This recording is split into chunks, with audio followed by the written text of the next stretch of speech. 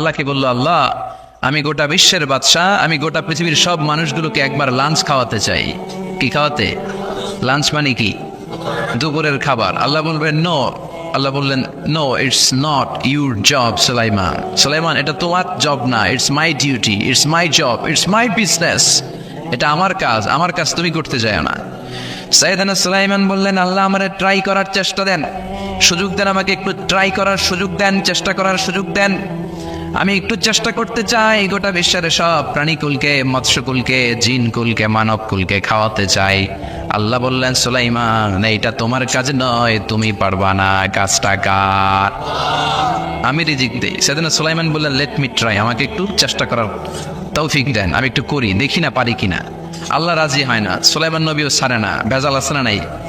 সুলাইমান আলাইহিস সালামের জোরাজুরিতে আল্লাহ রাজি হলেন। সাইয়েদনা সুলাইমানের অনুসারী ছিল জিনেরা। জিনেরা আবার ওনার কথা শুনতো। উনি জিনদের নিয়ে গোল টেবিল বৈঠক করলেন আর বললেন, সাগরের তীরে বিশাল বড় বড় ডেগের মধ্যে রান্না করো, আফ্রিকার গরুগুলোকে ফ্রাই করো, তেমি মাছগুলোকে ভুনা করো, খাসিগুলোকে রেজালা করো, পোলাও করো, খিচুড়ি করো, বিরিয়ানি করো, সব ধরনের খাবার জমা করো। অমুক অমুক দিন দুপুর বেলায় আমি সাইয়েদনা সুলাইমান আলাইহিস সালাম গোটা বিশ্বের সবাইকে দুপুরের খাবার খাওয়াবো। জিনেরা বড় বড় পাতিলে রান্না করা শুরু করে দিল। রাতে রাতে সাগরের তীরে 40 কিলোমিটার এরিয়ার মধ্যে রান্নার স্তূপ। চলে আসলো সেই মাহেন্দ্র দিন, যেদিনে না লাগবে না, যেদিন খাওয়ানো হবে ওই দিন সবাই এসেছে। সাইয়েদনা সুলাইমান উদ্বোধনী ভাষণ দিবেন। উনি বলতে শুরু করলেন, জিনেরা লাইন ধরবে এদিকে, মাছেরা লাইন ধরবে এদিকে, পাখিগুলো লাইন ধরবে এদিকে, মানুষগুলো লাইন ধরবে এদিকে, সবাই লাইনে লাইনে এসে খাবার খেয়ে যাও। সাগরের ভেতর থেকে বিশাল এক তিমি মাছ এসে বলে, সুলাইমান আমি লাইন মানি না। কি মানি না? আমারে বেলাইনে খাবার দাও। সাইয়েদনা সুলাইমান বলেন, আমি নবী মানুষ, আমি বেলাইন করতে পারি না। তিমি মাছ বলে, আমার পেটে প্রচন্ড ক্ষুধা, এই ক্ষুধায় যদি আমি মরে যাই তাহলে কিয়ামতের দিন আল্লাহ তোমারে ছাড়বে না, কারণ আমি তোমার মেহমান হয়ে এসেছিলাম। জাবালে আসরা নাই? সাইয়েদনা সুলাইমান বললেন, বিপদে কি করি? আসলেই তো এই তিমি মাছ আমার মেহমান, আজকে না খেয়ে যদি মারা যায় কিয়ামতের দিন আল্লাহ আমারে ছাড়বে না। সাইয়েদনা সুলাইমান বললেন, ঠিক আছে, শুধু এই তিমি মাছের জন্য বেলাইন, বাকি সবাই লাইনে খাবে। কিছু লোক আছে দেখবেন সব জায়গায় বেলাইন করে, আসরা নাই? র্যাব আছে, পুলিশ আছে, এর ফাঁকেও বেলাইন করে ফেলায়, আছে না নাই? তো সাইয়েদনা সুলাইমান জিনদের আদেশ করে দিল, যাও আফ্রিকার একটা গরু, রোস্ট করা একটা গরু তিমি মাছের পেটের ভিতরে ঢুকায় দাও। তিমি মাছ বলল, সুলাইমান আমি হা করে রাখবো আমার মুখটা, যতক্ষণ না আমার পেট না ভরে তুমি খাবার দিতে থাকবা, পেট ভরে গেলেই মুখ বন্ধ করে ফেলবো। সাইয়েদনা সুলাইমানের কথা অনুযায়ী জিনের বাদশাহ একটা আস্ত গরু ফ্রাই করা তিমি মাছের পেটের ভিতরে ঢুকাই দিছে, কিন্তু তিমি মাছ হা করে আছে। সাইয়েদনা সুলাইমান বললেন, কয়েকটা খাসি মেরে দাও। কয়েকটা খাসি দিয়ে দিল, তারপরও হা করে আছে। বড় বড় ডেক থেকে পোলাও দাও, খিচুড়ি দাও, বিরিয়ানি দাও, আরো কয়েকটা গরু দাও, হা করে আছে। আরো কয়েকশো গরু দাও, হা করে আছে। আরো কয়েক হাজার গরু দাও, হা করে আছে। সুবহানাল্লাহ করবেন না? দিতে দিতে 1 কিলোমিটারের খাবার নাই, 2 কিলোমিটারের খাবার শেষ, 10 কিলোমিটারের খাবার শেষ, 20 কিলোমিটার শেষ, 30 কিলোমিটার শেষ, 40 কিলোমিটারের খাবার শেষ। এখনো তিমি মাছের মুখটা হা করা আছে না নাই? সাইয়েদনা সুলাইমান সেজদায় পড়ে গেলেন, ডেকে বললেন, আল্লাহ আমি বুঝি নাই, গোটা বিশ্বের সবাইকে তো দূরের কথা, একটা মাছরেও তো রিজিক দিতে পারলাম না। তিমি মাছ এখনো হা করা, ডেকে বলে, সুলাইমান প্রতিদিন রব্বুল আলামিন 3টা লোকমা খাবার আমারে খাওয়ায়, তুমি 40 কিলোমিটারের খাবার পেটে দিয়েছো, কিন্তু আল্লাহর 3টা লোকমার একটা লোকমার সমানও হয় না। এজন্য আল্লাহ বললেন, ওমা মিন দাব্বাতিন ফিল আরদি ইল্লা আলাল্লাহি রিজকুহা ওয়া ইয়ালামু মুস্তাকাররাহা ওয়া মুস্তাওদাআহা কুল্লুন ফি কিতাবিম মুবিন। আল্লাহু আকবার। এই পৃথিবীতে যত প্রাণী আছে, মানুষ আছে, সবাইকে রিজিক দেয় কে? এজন্য রিজিকের মালিক আল্লাহ। ডেকে বললেন, গোলাম আযাব আর গজব ততদিন আসবে যতদিন তোমাদের নাফরমানি বন্ধ না হয়, আর যেদিন থেকে নামাজি হয়ে যাবা, যেদিন থেকে আল্লাহওয়ালা হয়ে যাবা, আযাব আর গজব বন্ধ করে দিবে কে? রহমত দিয়ে দেশটারে ভরে দিবে কে? লা ইন শাকারতুম লা আযীদান্নাকুম, শুকরিয়া করো আমি নিয়ামত বাড়াই দিব। কার কথা? আল্লাহ। আর জোরে বলেন কার? আল্লাহ সব সময় আমাদেরকে তুমি নিয়ামত গুজারদের অন্তর্ভুক্ত হওয়ার তৌফিক দাও, আমিন। আর জোরে পড়েন আমিন। আমিন। আমার সাথে একটা দিন আমি কুয়াশা করে না শুকরিয়া না, লাগবে না শুকরিয়া, এটা রহমতের কুয়াশা। আলহামদুলিল্লাহ পড়েন, আল্লাহ সমস্যা হবে না ইনশাল্লাহ। টিস্যু আছে তো মুছে নেওয়া যাবে। নাওতলা পশ্চিম পাড়া জামে মসজিদের উদ্যোগে 23তম বার্ষিক ওয়াজ ও দোয়ার মাহফিল। 23 বছর ধরে এখানে কোরআনের কথা হয়, আমরা খুশি না বেজার? আজকের এই মহতী প্রোগ্রামের সভাপতি বিশিষ্ট সমাজসেবক জনাব মোহাম্মদ ওহিদুল্লাহ সাহেব, চেয়ারম্যান 3 নং মাধাইয়া ইউনিয়ন পরিষদ, আমার নানা ভাই। জোরাজোরি করে আজকে আমার আনছে, আইনাই সারছে। আমি যত বছর বাঁচি অত বছর এনে আসতে হবে। কি বলেন আপনারা? আল্লাহ আমাদের সভাপতি নানা ভাইকে তুমি কবুল করে নাও। বিভিন্ন মাহফিল হলেই ছুটে যায়, অনেক চেয়ারম্যান আছে মাহফিল বন্ধ করে, আর আমার নানা ভাই মাহফিল করে, ঠিক কি না? এরকম চেয়ারম্যানের দরকার আছে না নাই? আল্লাহ তুমি ওনাকে কবুল করো। জনপ্রতিনিধি হিসেবে ওনার কাঁধে যে দায়িত্ব সবগুলো সঠিকভাবে আল্লাহ তুমি আঞ্জাম দেওয়ার তৌফিক দাও। আমাকে রেখেছেন প্রধান বক্তা, আপনাদের শুকরিয়া। আমার আগে কথা বলেছে বিশিষ্ট ইসলামী চিন্তাবিদ জনাব হযরত মাওলানা মোহাম্মদ আলী আশরাফ সাহেব, মুহাদ্দিস চান্দিনা আলামিন কামিল মাদ্রাসা, চমৎকার কথা বলছিলেন, আবার কিছু কালেকশনও করলেন। বিশ্বনবীও কিন্তু কালেকশন করতেন। বিশ্বনবী ঈদের নামাজের পরে মহিলাদেরকে বললেন তাসাদ্দাকনা, মদিনার মহিলারা তোমরা বেশি বেশি দান খরচ করো, কারণ মেরাজের রাতে আমি দেখেছি পুরুষদের চেয়ে তোমরা নারীরা বেশি জাহান্নামী। নারীরা বললো, কেন রাসূল আমরা জাহান্নামী কেন, আমাদের দোষ কি? বিশ্বনবী বললেন 2 কারণে। তুকসিরনা লানা, তোমরা বেশি বেশি মহিলাদেরকে লানত দাও। রেগে গেলে নারীরা বলে হেতের উপরে আল্লাহর ঠেড়া হইতো, এতের উপরে আল্লাহর গজব হইতো, বলে না? তো এক নারী আরেক নারীকে এরকম গালি দাও, ভর্ৎসনা করো, লানত দাও, এটা এক কারণ। আরেক হচ্ছে তাকফুরনাল আশিরা, তোমরা স্বামীর নাশুকরি করো। মায়েরা বোনেরা যাদের কানে আমার মাইকের আওয়াজ যায়, স্বামীর নাশুকরি করবেন না, এটা বড় কবিরা গুনাহ। আপনি অনেক আল্লাহর ওলি হতে পারেন, নামাজি হতে পারেন, কিন্তু আপনার স্বামী যদি আপনার উপর নাখোশ থাকে, জান্নাতের দরজা আপনার জন্য খুলবে না। বিশ্বনবী ফাতেমারে বললেন, ফাতেমা আলী কোথায়? ফাতেমা বলল, আপনার জামাই আলী আমার সাথে ঝগড়া করে বাইরে গেছে। বিশ্বনবীর চেহারাটা আগুনের গোলার মতো লাল হয়ে গেল। বিশ্বনবী ডেকে বললেন, ফাতেমা তুমি বিশ্বনবীর মেয়ে হতে পারো, কিন্তু আলী তোমার স্বামী। আলী যদি তোমার উপর নাখোশ থাকে, জান্নাতের দরজা তোমার জন্য খুলবে না। কোথায় গেছে আলী, কোথায়? বললেন যে মসজিদে নববীতে গেছে। বিশ্বনবী যে দেখলেন বালির উপরে আলী শুয়ে আছে। বিশ্বনবী মজা করে ডাক দিলেন, ইয়া আবা তোরাব। তোরাব অর্থ বালি, তোরাব মানে কি? বালি। বিশ্বনবী ডাক দিলেন, ইয়া আবা তোরাব, মানে হে বালির বাবা আলী, ওঠো। এখন আলী ওঠে না, রাগ করে আসছে। বিশ্বনবী এদিক দিয়ে তাকায়, আলী ওইদিকে তাকায়। বিশ্বনবী ওদিকে আসলে আলী এদিকে তাকায়, মনে মনে করে এতক্ষণ আপনার মাইয়া গুতাইছে, এখন আপনি গুতাইতেছেন। বিশ্বনবী যাই বললো, আলী রাগ করো না, ওঠো, তুমি আমার চাচাতো ভাই, আমার ঘরেই তো তুমি মানুষ হয়েছ। ঘাপটি মেরে হাতটা ধরে টান দিলেন। সাইয়েদনা আলী উঠতে বাধ্য হলেন। বিশ্বনবী কারো হাত ধরে টান দিলে ওই লোক বসে থাকতে পারে? উঠে গেলেন, ঘরে নিয়ে আসলেন। নিয়ে এসে বিশ্বনবী খাটের মাঝখানে শুইলেন। ডান দিকে শোয়ালেন আলীকে, বাম দিকে শোয়ালেন ফাতেমাকে। এবার মেয়ের জামাইকে আর মেয়েকে বুঝাতে লাগলেন, নসিহত করতে লাগলেন, গল্প শোনাতে লাগলেন। কি রোমান্টিক শ্বশুর! এরকম রোমান্টিক শ্বশুর পৃথিবীতে দ্বিতীয়টা খুঁজে পাওয়া যাবে? সুবহানাল্লাহ পড়েন। বিশ্বনবীর কাজে ছিল ঝগড়া লাগলে এরকম মিলায়া দেওয়া। কি করা? মিলায় দিবেন। সমাজে অনেকে আছে ঝগড়া লাগলে আরো লাগায়া দেয়, আছে না নাই?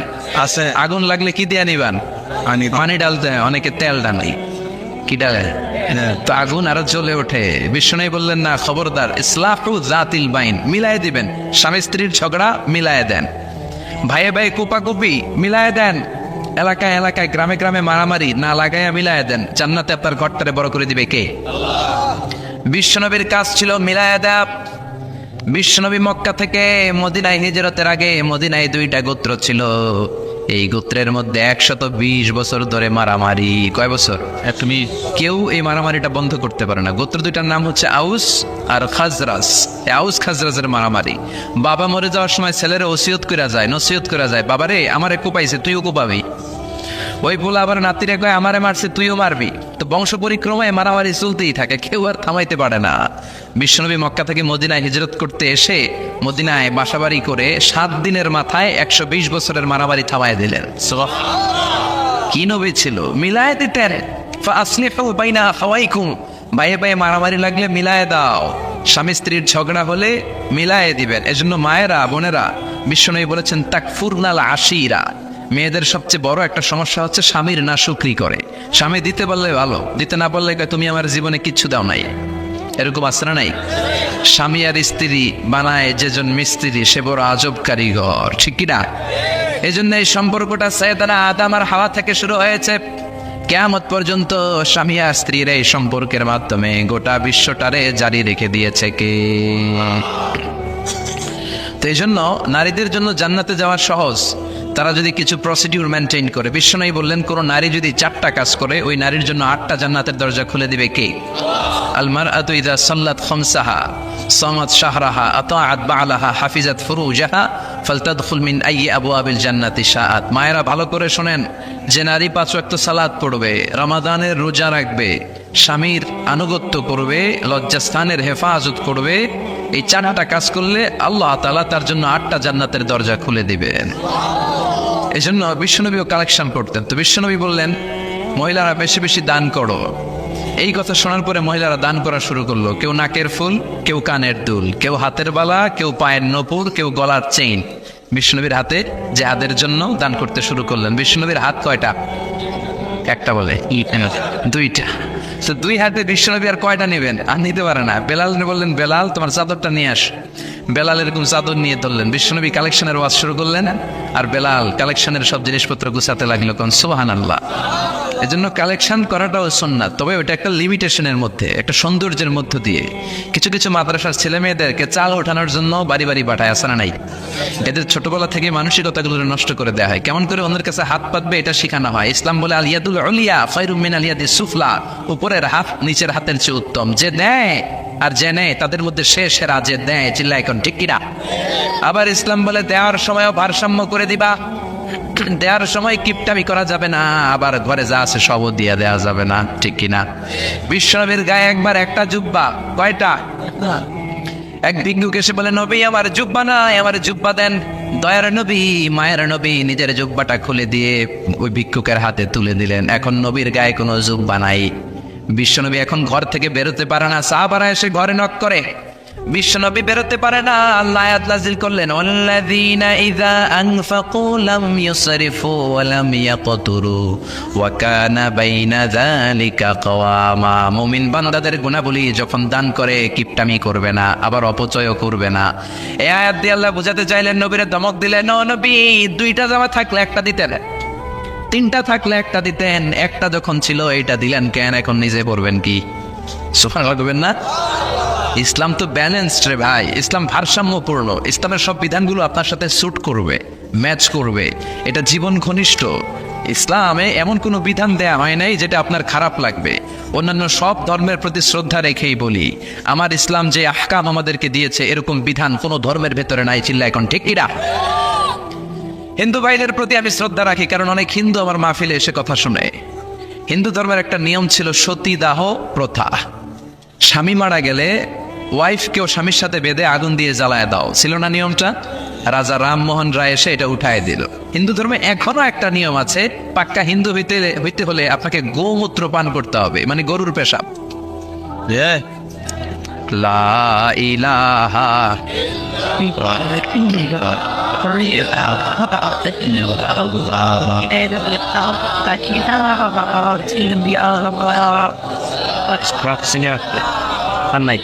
শেষ। লা ইলাহা ইল্লাল্লাহু মুহাম্মাদুর রাসূলুল্লাহ সাল্লাল্লাহু। হিন্দু ধর্মের একটা নিয়ম আছে, গরুর পেশাব খাওয়া লাগে, গরুর পেশাব খেতে হয়। আমরা কি পেশাব খাবো গরুর? 1 কোটি টাকা দিলে? 2 কোটি? 5 কোটি? না, এটা আমাদের রুচিতে হবে না। কি সুন্দর, আমাদের রুচিতে বাদে এমন কোনো নিয়ম আল্লাহ দেয় নাই। সুবহানাল্লাহ। আবার আমাদের সেলফ ডিমান্ড, আমাদের ডিজায়ার, আমাদের চাহিদা, আমাদের মননশীলতাকেও ইসলাম গুরুত্ব দিয়েছে। বিশ্বনবী বললেন ইদা জা আল আশা ওয়াল আশা মান ফাকদ্দিমুল আশা ক্বাবলা আল আশা। ইসলামে রাতের নামাজকে বলে এশা, রাতের নামাজকে কি বলে? আর রাতের খাবারকে বলে আশা, কি বলে? ইসলাম বলে এশা আর আশা 2টা যদি একসাথে আসে, এশার নামাজ রাখো, আগে আশা খাইয়া নাও। সুবহানাল্লাহ। এশারও আজান হচ্ছে, গরম গরম বিরিয়ানি চলে আসছে, কি করবেন? আগে বিরিয়ানি খেয়ে নেবেন, আগে পেটটারে ঠান্ডা করবেন। তা না হলে বিরিয়ানির প্যাকেট রেখে দিয়ে যদি নামাজ পড়েন, নামাজের মধ্যে বিরিয়ানির চিন্তা আছে না নাই? সুবহানাল্লাহ করবেন না? কি সুন্দর ইসলাম। ইদা জাআল আশা ওয়াল আশা ফাকদ্দিমুল আশা ক্বাবলা আল ইশা। চিল্লায়ে পড়েন সুবহানাল্লাহ। এজন্য ইসলাম আছে যেখানে আমরা আছি, কোরআন আছে যেখানে আমরা আছি।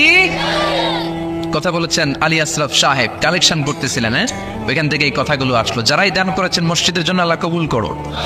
কথা বলেছেন হযরত মাওলানা মাহমুদ আবুল হাসান সাহেব, হযরত মাওলানা আবু হানিফ সাহেব। যারাই কথা বললেন নিঃসন্দেহে কোরআন সুন্নাহর আলোকে বলেছেন। আল্লাহ এই কথাগুলোর উপর আমাদেরকে আমল করার তৌফিক দাও। আজকের মাহফিলে এসে আমরা খুশি না বেজার? আসুন আমরা তাকবীর দিয়ে আমাদের এই খুশির ধারাবাহিকতা বজায় রাখি। আমি পড়বো লিল্লাহে তাকবীর, আপনারা আমার সাথে তাকবীর দিবেন। পড়বেন আল্লাহু আকবার। পড়েন লিল্লাহে তাকবীর, লিল্লাহে তাকবীর, লিল্লাহে তাকবীর। আসুন এই চমৎকার রজনীতে আমাদের দামি সময় নষ্ট না করে আমরা মহাবিশ্বের মহাগ্রন্থ আল কোরআন থেকে কথা শুনি। এর কারণ কোরআন এমন বরকতময় কিতাব, এই কিতাবের একটা ভুলও আজ কেউ ধরে দেখাইতে পারে নাই, বরং ভুল ধরতে আসলে তার হেদায়েতের রাস্তা খুলে যায়, ঠিক কিনা? কেউ কোরআনের ভুল ধরতে পারে নাই, কোরআনকে সংশোধন করা যায় নাই, কোরআনের শত্রুতা করে এর বিরুদ্ধে ষড়যন্ত্র করে কেউ সফল হতে পারে নাই। চিল্লা এখন ঠিক কিনা? এজন্য রব্বুল আলামিন বলেন, এমন কিতাব একটা দিলাম, এই কিতাব তেলাওয়াত করলে হৃদয়টারে ঠান্ডা করে দেয় কে? ঈমান বাড়িয়ে দেয় কে? ওয়াইদা তুলিয়াত আলাইহিম আয়াতুহু যাদাতুহুম ঈমানা। মুমিন বান্দাদের সামনে কোরআনের তেলাওয়াত করলে ঈমান বাড়ায় দেয় কে? শুধু মুমিনদের ঈমান বাড়ায় না, কাফেরদের সামনে তেলাওয়াত করলে কাফেরদের কলিজাও ঠান্ডা হয়ে যায়। সুবহানাল্লাহ পড়েন। মিশরের একজন কারি ছিল, কারি আব্দুল বাসিত ইবনে আব্দুস সামাদ। ওনাকে নিয়ে মিশরের প্রেসিডেন্ট জামাল আব্দুল নাসের রাশিয়াতে একটা সফর করলো। তখন আবার রাশিয়ার নাম ছিল সোভিয়েত ইউনিয়ন। কি ছিল? সোভিয়েত ইউনিয়ন, এখন হচ্ছে রাশিয়া। বিশাল মন্ত্রী পরিষদের বহন নিয়ে গেল। রাশিয়ার প্রেসিডেন্ট মিশরের প্রেসিডেন্টকে লাল গালিচার সংবর্ধনা দিয়ে ওয়েলকাম করলো।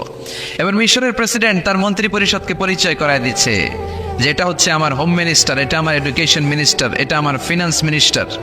তো সবাইকে পরিচয় করে দেওয়ার পরে ওনার সাথে যে মিশরের কারি আব্দুল বাসিতের দিকে তাকিয়ে রাশিয়ার প্রেসিডেন্ট বলে, এটা আবার কোন মন্ত্রী? এটা হোমমন্ত্রী, এটা শিক্ষামন্ত্রী, এটা অর্থমন্ত্রী, এই যে জুব্বা পরা এই লোকটা, এটা আবার কোন মন্ত্রী? তো মিশরের প্রেসিডেন্ট বলে, এটা আমাদের কোনো মন্ত্রী না, এটা আমগো কারি। এটা কি? হেরা কি কারি কি বুঝে? এরা বলতেছে কারি আবার কি? তো মিশরের প্রেসিডেন্ট জামাল আব্দুল নাসির বলে, he is the reciter of our holy book Quran. তিনি আমাদের ধর্মীয় গ্রন্থ কোরআন তেলাওয়াত করে আমাদেরকে শোনায়। আমরা আমাদের বিভিন্ন প্রোগ্রামে ওনাকে ইনভাইট করি, উনি আমাদের ধর্মীয় গ্রন্থ আবৃত্তি করে শোনায়। তো রাশিয়ার প্রেসিডেন্ট বলে, তোমাদের ধর্মগ্রন্থ আবৃত্তি করে শোনায় তোমাদের প্রোগ্রামে? আজকে রাতেও তো আমাদের জাতীয় প্রোগ্রাম, একটা বড় প্রোগ্রাম আছে, যেই প্রোগ্রামে আমরা সবাই মদ খাবো আর বেলি ড্যান্স দেখবো, কোমর দুলানো ডান্স, রূপবানে নাচে কোমর দুলাইয়া, এই কোমর দুলানো ডান্স আমরা দেখব। তো তুমি যদি বলো আজকের এই ডান্স বন্ধ করে আমরা তোমাদের কারি সাহেবের কাছ থেকে তেলাওয়াত শুনতে পারি, জামাল আব্দুল নাসির বলল ঠিক আছে তাই করেন, ডান্স বন্ধ করে দেন। তো রাশিয়ার প্রেসিডেন্ট কয়, ওকে ডান, the decision is final.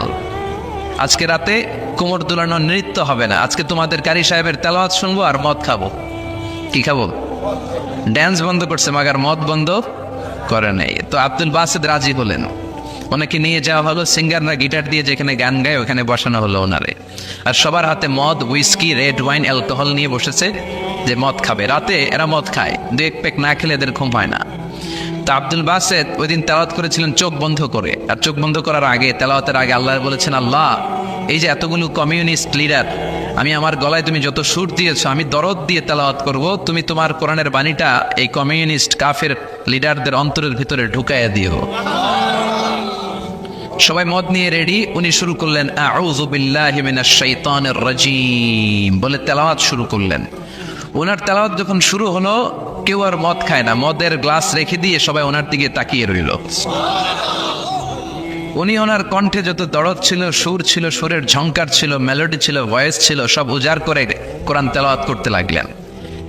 Communist লিডারগুলো তেলাওয়াত শুনতে শুনতে মনের অজান্তে চোখের পানি ছাড়তে শুরু করছে।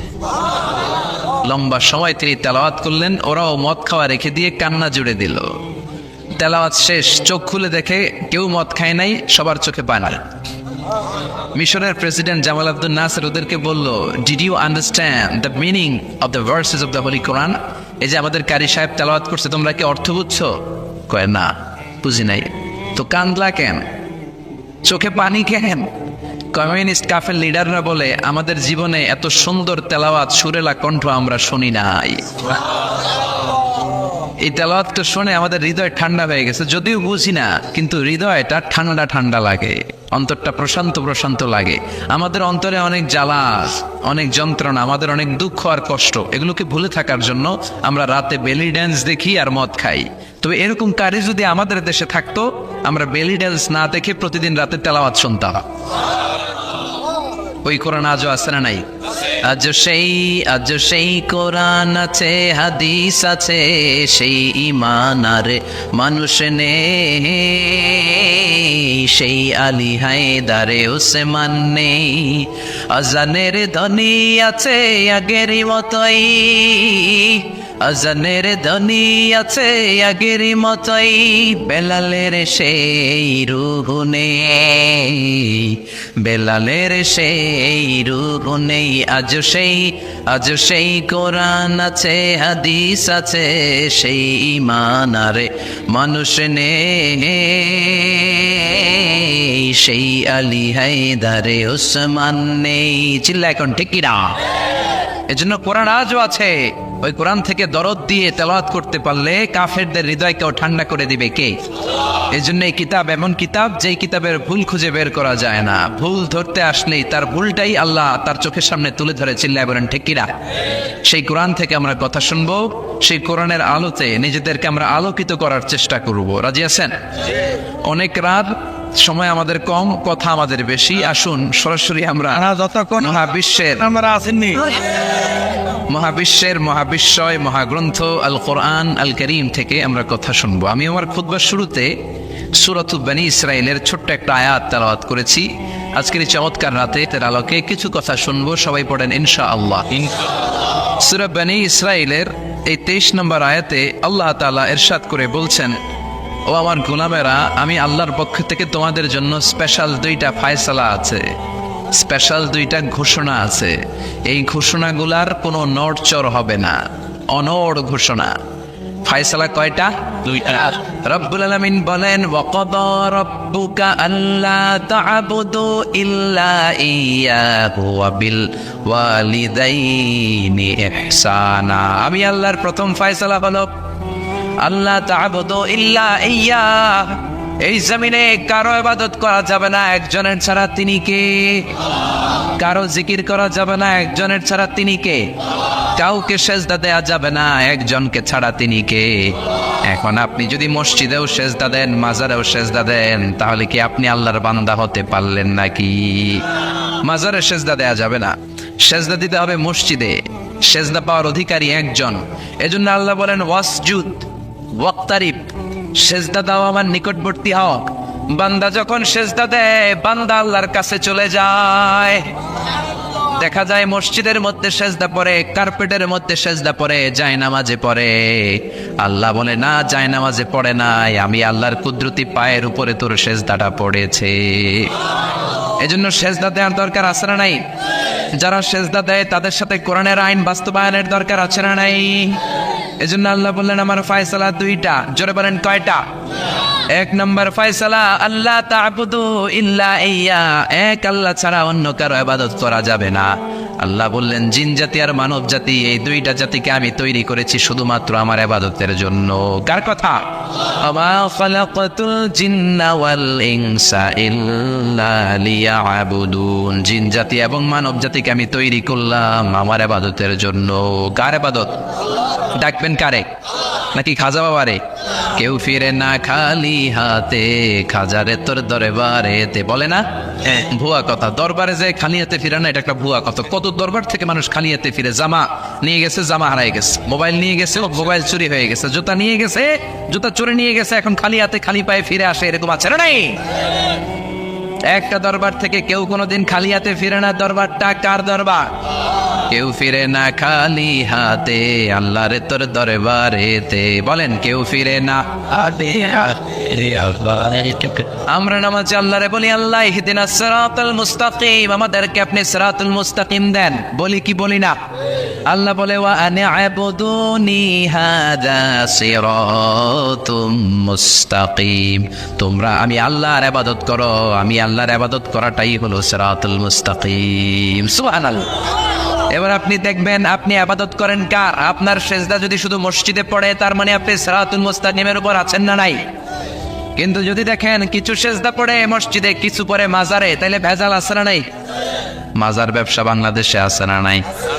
বেশি না কম? বেশি। হক্কানি ওলিয়া উলিয়াদের সাথে আমাদের কোনো দ্বন্দ্ব নাই, কিন্তু মাজারকে পুঁজি করে যারা ব্যবসা করে, ভণ্ডামি করে, এগুলোর সাথে ইসলামের কোনো সম্পর্ক।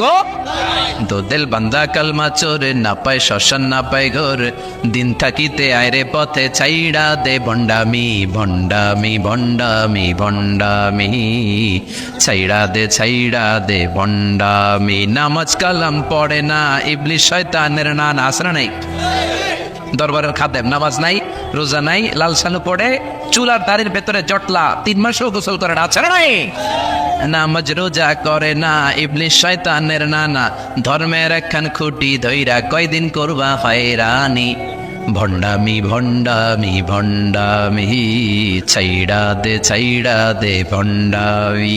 ঠিক কি না? এরকম ভণ্ডামের সাথে ইসলামের কোনো সম্পর্ক। এজন্য আল্লাহ বললেন, গোলাম সেজদা দিবা একজন রে, তিনি কে? এই পৃথিবীতে আল্লাহ যত নবী পাঠিয়েছেন, যত রসুল পাঠিয়েছেন, সব রসুলের দাওয়াত ছিল একটা। কয়টা? কোন নবীর সাথে আরেক নবীর কথার কোনো গরমিল ছিল নাকি? এক নবী বলছে আল্লাহর ইবাদত করো, আরেক নবী এসে বলছে কৃষ্ণের ইবাদত করো, এরকম হয়েছে? এক নবী বলে আল্লাহর ইবাদত করো, আরেক নবী বলে গৌতম বুদ্ধের ইবাদত করো, এরকম আছে নাকি? সব নবীরা বলেছে ইয়া কওমি ইবুদুল্লাহ মা লাকুম মিন ইলাহিন গায়রুহু আফালা তাত্তাকুন। ও আমার কওমের লোকেরা, ইবাদত করবা একজনের, তিনি কে? তাহলে আল্লাহ বললেন, গোলাম আমার ফয়সালা দুইটা। প্রথম ফয়সালা, আল্লাহ তা'বুদু ইল্লা ইয়া, ইবাদত আমি আল্লাহ ছাড়া অন্য কারো করা যাবে না। যার ইবাদত করা হয় তারে বলা হয় আরবিতে মাবুদ। আমাদের মাবুদ কে? আমাদের মাবুদ হচ্ছে আল্লাহ। তাহলে আল্লাহর প্রথম ফয়সালা, ইবাদতের হকদার, ইবাদত পাওয়ার উপযুক্ত মহাবিশ্বে কেবল একজন সত্তা, তিনি কে? আল্লাহর এই ফয়সালার সাথে, সিদ্ধান্তের সাথে আপনার একমত?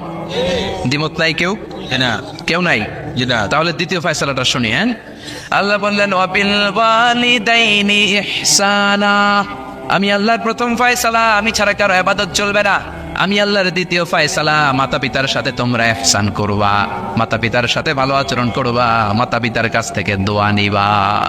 আল্লাহর দ্বিতীয় ফয়সালা মা বাবাকে নিয়ে, প্রথম ফয়সালা আল্লাহকে নিয়ে। স্বয়ং আল্লাহর ব্যাপারে আল্লাহ বললেন আমার ইবাদত ছাড়া অন্য কারো ইবাদত চলবে না।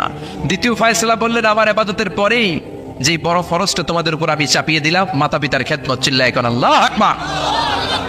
আল্লাহর ইবাদত করা যেমনি ফরজ, মা বাবার খেদমত করা ফরজ করেছে কে? নাকি মা বাবার খেদমত নফল, নাকি অপশনাল? না। এটা কেউ কম্পালসারি করেছে কে? মা বাবা আপনার সবচেয়ে বড় পীর, মা বাবা আপনার সবচেয়ে বড় দামি জিনিস। এই পৃথিবীর সব আল্লাহর ওলিগুলা যদি কোরআন খতম করে একটা গ্লাসের পানির মধ্যে ফু দেয়, আর আপনার জনম দুঃখিনী মা যদি শুধু বিসমিল্লাহ পড়ে আরেকটা গ্লাসের পানির মধ্যে ফু দেয়, আল্লাহর কসম আপনার মায়ের দোয়াটা আগে আগে কবুল হয়ে যাবে।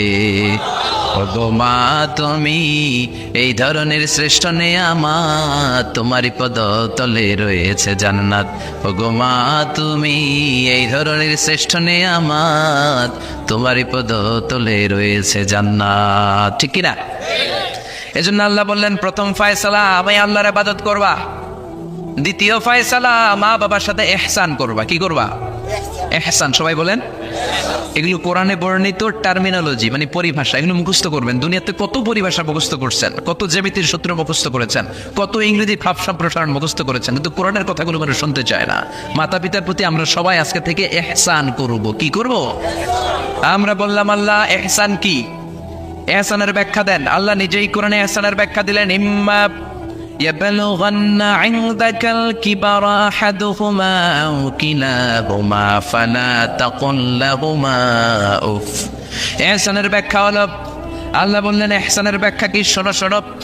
ইহসানের 5টা ব্যাখ্যা আল্লাহ দিলেন। প্রথম ব্যাখ্যা হলো মা বাবা যখন বার্ধক্যে উপনীত হয়, মা বাবার বয়স যখন 60 হয় 70 হয়, তখন তাদের কোনো কর্মকাণ্ডের কারণে ছেলে মেয়ে হিসেবে নাক ছিটকানো যাবে না, শব্দটাও করা যাবে না। কার কথা? মা বাবা আমাদের অনেকেরই বয়স হয়ে গেছে 60-70, আছে না নাই? বিছানায় পড়া, তাদের কোনো কাজে, তাদের কোনো আচরণে নাক ছিটকানো যাবে না। জোরে বলেন। আল্লাহ বলে খবরদার, নাক ছিটকানো তো দূরের কথা, ও আহ কি যন্ত্রণা, এই কথাটাও বলা যাবে না। ঠিক কি না? এর কারণ আমরা যখন ছোট ছিলাম আমরা কম জ্বালাতন করি নাই। আমরা যখন ছোট ছিলাম কম কষ্ট মায়েরে দেই নাই। আপনার কত বছর আগের ঘটনা খেলা আছে? আপনার বয়স যখন 3, কি হয়েছিল খেলাছে? জি না, তো 3 বছরের কথা যদি আপনার খেলনা থাকে, আপনার বয়স যখন 2 ছিল কি জ্বালাতন করছেন মনে আছে? জি না। বয়স যখন ছিল 1 তখন তো আরো বেশি জ্বালাইছে, তখন তো আমরা আরো বেশি জ্বালিয়েছি, ঠিক কি না? আল্লাহ বলেন তোমরাও কম জ্বালাও নাই, পেশাব পায়খানা করে ঘর ভাড়ায় দিতা, শীতের রাতে বিছানা ঠান্ডা করে দিতা, ডান দিকে নিয়ে তোমার মা তোমার সাথে ঘুমালো, ডান দিকে পেশাব করে ভিজিয়ে দিয়েছো, তোমার মা তোমার ঘর থেকে বের করে দেয় নাই, বাম দিকে আদর করে রেখেছে, বাম দিকে পেশাব করে ভিজিয়ে দিয়েছো, তারপরেও তোমার মা লাথি মেরে তোমার ঘর থেকে বের করে দেয় নাই। শীতের রাতে তোমার মা তোমার বুকে নিয়ে ঘুমানো, কনকনে মাঘ মাসের শীতের রাত, পেশাব করে মায়ের জামাটা ভিজিয়ে দিয়েছো, রাত 3টার দিকে মা ওঠে জামাটা চেঞ্জ করে নতুন জামা পরে তোমারে কোলে নিয়ে ঘুমিয়েছে, তোমারে ঘর থেকে তাড়িয়ে দিয়েছে নাকি? জোরে বলেন না। মা তোমারে ঘর থেকে বের করে নাই, তারা দেয় নাই, এতিমখানায় ফেলে আসে নাই, রাস্তায় ফেলে আসে নাই। যেই মা বাবা তোমাদেরকে এত যত্ন করলো, এত আদর করলো, তাদের বার্ধক্যে কোনো কাজের কারণে নাক ছিটকাবা না, তাদেরকে তোমরা বৃদ্ধাশ্রমে দিয়ে আসবা না। কার কথা? বৃদ্ধাশ্রম বাংলাদেশে আছে না নাই? ছেলে আমার মস্ত মানুষ, মস্ত অফিসার, মস্ত ফ্ল্যাটে যায় না দেখা এ পার ও পার, নানান রকম জিনিস আর আসবাব দামি দামি, সবচেয়ে কম দামি ছিলাম একে মাত্র আমি। ছেলের আবার আমার প্রতি অগাধ সম্ভ্রম, আমার ঠিকানা তাই বৃদ্ধাশ্রম, ঠিক না? মা কেঁদে কেঁদে বৃদ্ধাশ্রমে বালিশ ভিজায়। ছোটবেলায় এই মারে কত যন্ত্রণা দিলা, কষ্ট দিলা, আজকে মনে নাই? বউয়ের পাল্লায় পড়ে মাকে তুমি বৃদ্ধাশ্রমে দিয়ে আসছো। খবরদার, যারা মা বাবারে বৃদ্ধাশ্রমে দেয় তারা বয়সে পৌঁছলে, তারা বার্ধক্যে পৌঁছলে, তারা যখন মা বাবা হবে তাদের কপালে বৃদ্ধাশ্রম থাকবে না, ঠিক কিনা?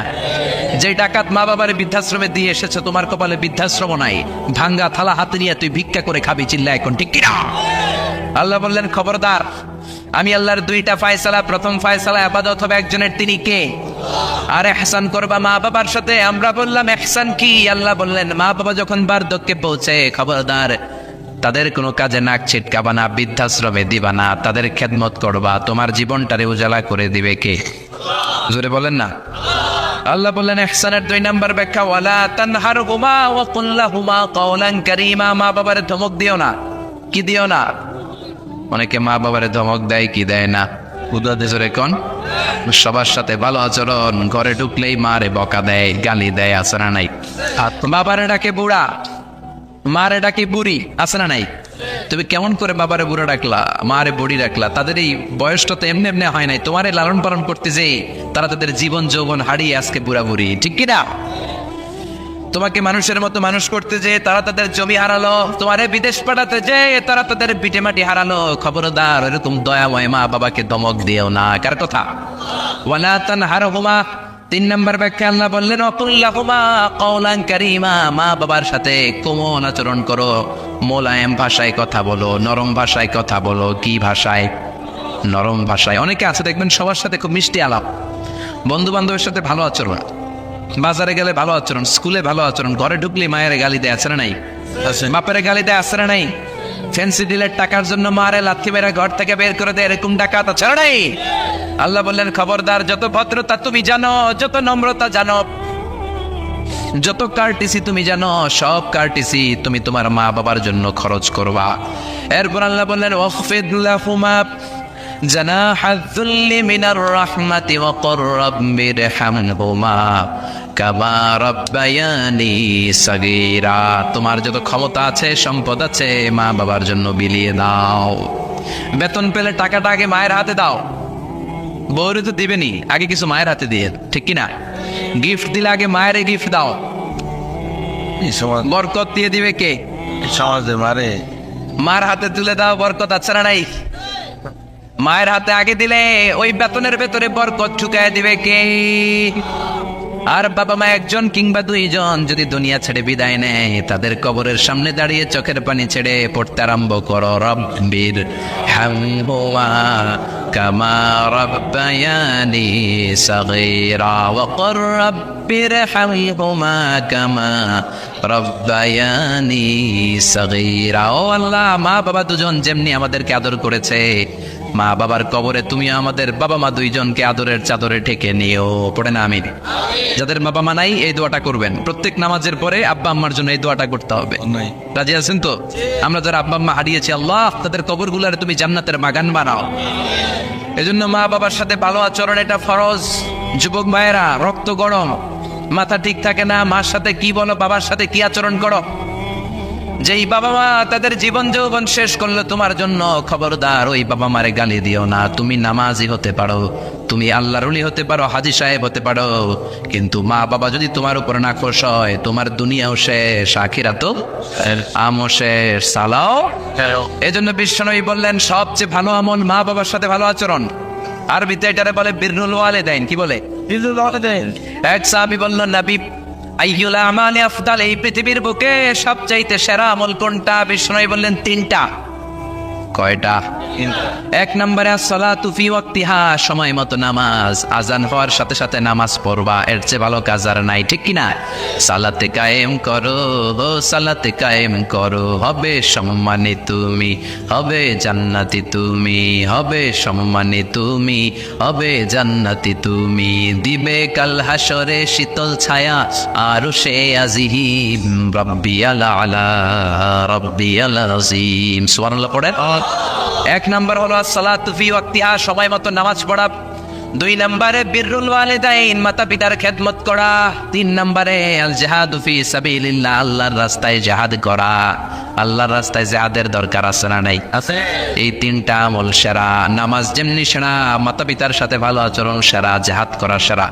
আরেক বর্ণনা বিশ্বনবী বললেন মা বাবার খেদমত করা জিহাদের চেয়ে বেশি দামি। আল্লাহু আকবার। এক সাহাবী বললেন, ইয়া রাসূলুল্লাহ আস্তাযিনুকাল জিহাদ, আমি জিহাদে যাওয়ার অনুমতি চাই। বিশ্বনবী বললেন, বাবা মা কেউ বেঁচে আছে নাকি? সাহাবী বললেন, আছে। বিশ্বনবী বললেন, যাও ঘরে ফিরে যাও, ফাফিহিমা ফাজাহিদ, বাবা মার খেদমত করো। বাবা মার খেদমত করলে ঘরে বসেই জিহাদের সওয়াব পাবা। কি নেয়ামত, চিনি না আমরা, বুঝি না। যতদিন থাকে ততদিন বুঝি, গেলে বুঝবো, কিন্তু ওই বুঝলে আর লাভ হবে না, ঠিক কিনা? বটবৃক্ষের মতো আমাদেরকে ছায়া দিয়ে রাখে, আদর দিয়ে, সোহাগ দিয়ে, পরামর্শ দিয়ে, বিপদের সময় আগলে রাখে।